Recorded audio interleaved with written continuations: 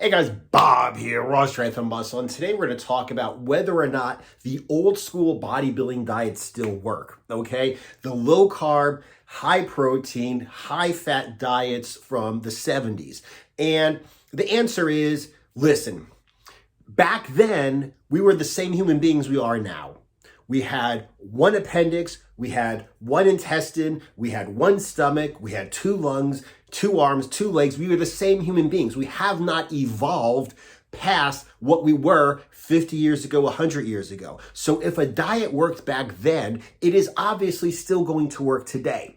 Now the question comes, how come people these days are so much more shredded, and how come people these days are so much bigger? Well, let's look into that too. Now, first of all, standards in bodybuilding change over time. When Vince Gironda was actually competing before he became a guru and a nutritionist and a trainer, he would lose bodybuilding competitions because he was too lean. People wanted just big, bulky, muscular guys back then. He was smaller and shredded, and he could never place top in a competition. Fast forward a few years, in like the 70s and the 80s when Arnold and Frank Zane were competing, Frank Zane actually beat Arnold at a body weight of 20, 40 pounds less because he was shaped well and he was shredded.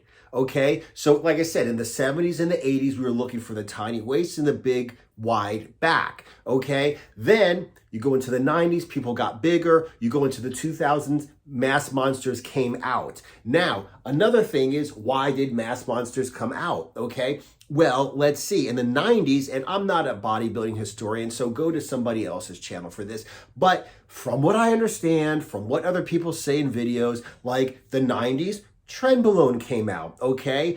Dorian Yates, what was that, the early 2000s maybe? That's when growth hormone came out. That's when insulin started coming out. You want to know why people are no longer on a low-carb diet for bodybuilding? If you don't take carbs and you shoot insulin, you will drop dead and die, okay? So obviously, if you're going to use insulin, you got to be using carbs too, okay?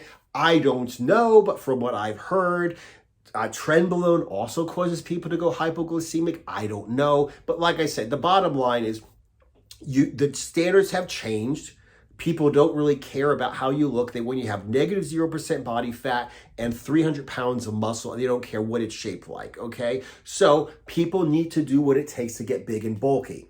Okay, so that's one reason why people look different. And the second reason is I'm the last person to talk about how, I've got an excuse and steroids and everybody's on drugs. But at the end of the day, okay, if a person trains and diets and a person trains and diets just as hard, but one person has bad genetics and the other person has good genetics, the person with good genetics will get further. It's not an excuse if you don't have good genetics, but the person with good genetics will get better, okay? If one person uses gear, if one person uses advanced gear, if one person uses advanced gear plus growth hormone, plus insulin, plus T3, T4, clenbuterol, all of these other crazy drugs and crazy stimulants and crazy bronchial dilators and thyroid drugs, yes, somebody using all of that will get better results, okay? So that's just the way things are.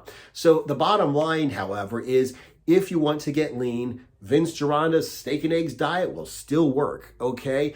If you want to get big and stay lean, you can still go on a low-carb bulking diet. Believe me, I made the biggest gains of my life over a little bit over a year and a half. I put on 12, 15 pounds of muscle and the strength to go with it. And I did not eat a single carb the entire time. So yes, the old school bodybuilding diets certainly still do work.